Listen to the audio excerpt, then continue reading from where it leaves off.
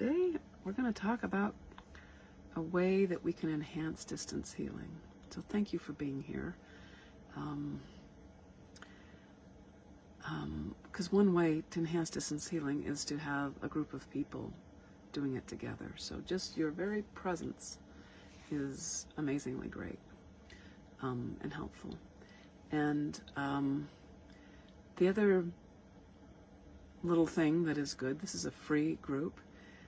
Distance healing doesn't work by like consuming it like a beverage. It doesn't work so much. Sometimes it can feel like that, but there actually is a give and take. So I'd like you to just open your heart and give energy to this group. And I think one of the best ways to give energy that is not entangling and doesn't like cause negative repercussions is with gratitude. If you're trying to like beam healthy energy or healing energy into the group, there's almost like there's a resistance that gets set up. But if you're just unconditionally happy to be here or grateful to be here or something like that, it's a pure contribution. All right.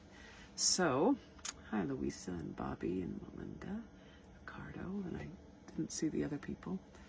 All right. So it's really easy to be grateful for something that's really pleasant and wonderful. Like I really am grateful for you guys being here, and that's wonderful. It's a little bit harder for me to be grateful for my knee. It's making it hard to go to do some aggressive hiking that I want to do. And you too probably have things that are really easy to be grateful for and things that are not so easy to be grateful for, or that it doesn't come automatically to be grateful for them. So let's do a little exercise right now and think of something super positive in your life that you're grateful for, and just feel gratitude. Feel it in your heart. Okay, good. And now I'd like you to think of something that is not necessarily, doesn't make you happy. It might actually make you frightened or angry or sad. And I'd like you to generate some gratitude for that. So, and as an example of that, like my knee, is that could be the canary in the coal mine. It's telling me that my inflammation is not so perky, or that I'm not drinking enough water, or I need to, there's like I've treated knee pain all the time, for 40 years as an acupuncturist, so I have a whole range of tools, and now's my opportunity to use them on me, and there's a gift in everything. All right, so my attitudes towards my knee is thank you. Thank you for showing me you need some extra care right now. And then it establishes an intimacy with the force, whatever's behind it, trying to heal it, if we're grateful. If I'm busy labeling my knee as inconveniently painful, as, oh, I'm getting old, so that means, this is the beginning of the end. Let's see what other terrible things, or just pretending like it isn't there because I don't want it to be there. These are not grateful gestures, but they're at least common to me. And then, so instead, I'm going to be grateful for whatever it is that's trying to get through with my knee. And I think we all have suffering in some form or another. And so I'm inviting you to think of something that's causing you a little bit of suffering or a lot of suffering, and be grateful for it. It doesn't mean you approve of it. It doesn't mean you don't want to change it. It just means that you're willing to lovingly receive the gift of this learning, this opportunity, this burr that's forcing you to take a different route than what you might have been comfortably wanting to take. And get curious, grateful and curious about this item of suffering. Okay? All right, good. And now I'd like you to start a spinning meditation. I'd like you to spin a ball of light while you're being gratefully attentive to this topic of suffering in your life. we're here to support people and pets with cancer, but you can pick any topic, all right?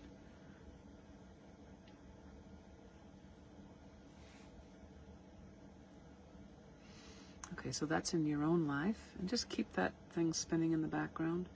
If you need help with how to do that spinning meditation, you can go to YouTube. I have a video called Octave Resonance Spinning. I think that's the first 3 words in it. If I remember, I will put the link in the chat when we're done. All right, so now let's look at somebody else's suffering. And you're not going to try to fix this suffering. It's so an example is, many of you are here because you either have cancer, or you're worried about cancer, or you have something else that defies muggle measures of just, regular medicine and things like that. So as I look, I can't see you, but I can sense you. As I look out on your suffering, in some ways I'm grateful for your suffering, because it's actually what I'm really, really, really good at helping. And it's my heartfelt desire to be useful in this world. And so it's not that I wish you more suffering, it's that I'm so glad and so grateful that we connected, because I think I can help you. And I hope that I can help you, and I'm curious if I can help you, and I'm wondering if I can help you. And I'm standing on the foundation of a lot of skill of helping a lot of people with cancer. So I'm not scared of this connection that we have. I'm actually eager and grateful to see if I can help. So that's modeling that. But for you, as you look out on everybody else, maybe you can have similar inner gestures, like you don't know these other people so well that are here on the group, but you can open your heart with gratitude to this possibility of healing that we are here together with. And gratitude for me elicits curiosity, like, who are you? What are you? And this sense of wonder. And this creates, again, an intimacy and a connection with the non-physical forces that are what we're trying to activate and rendezvous with. It's not like they're not already active, but we sometimes have to connect with them. There you go. And just keep your spinning happening while you are sensing gratitude for your connection to the other people here. Some of who are suffering, some who just like to listen to me talk because I'm so friggin' smart. Or, that's a joke, right? Okay. And, yeah, so we're just like noticing that we're all shapes and sizes of suffering here, or not suffering. And keep your spinning meditation happening. If you're new to this, just listen, okay? And you're very welcome. Don't feel like, oh, I don't belong here because I don't know what she's talking about. Just, you're getting it, okay? And if you want to get, my little theory about that is that it's not how good you are at this, but are you improving? So beginners and newcomers are improving just because you don't even know what this is, right? You're just checking it out. So you have a very fresh aspect to your involvement with this. Those of us who've been doing this every week for 10 years, we have to use wonder, curiosity, and gratitude to freshen our links with each other and to the healing process. Okay, good.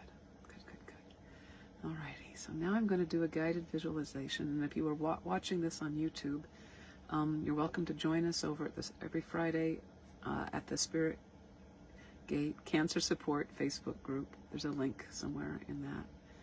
And like and subscribe. That's another way of giving energy so that you can receive. Forms a loop. That seems to be a universal law.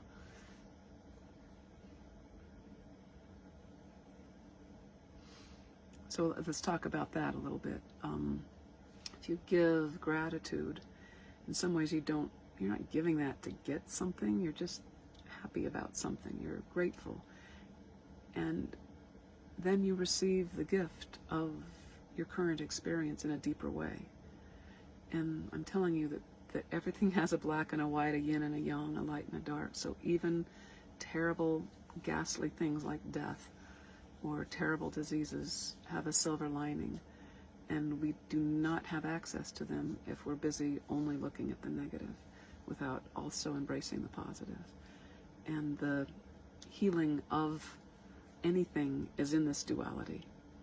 So being grateful for that positive pull of this negative thing is a way to start that spinning, and then we go through the eye of the needle and pop out with a different set of sufferings, different set of issues to then try to work out. Okay, good. Here we go.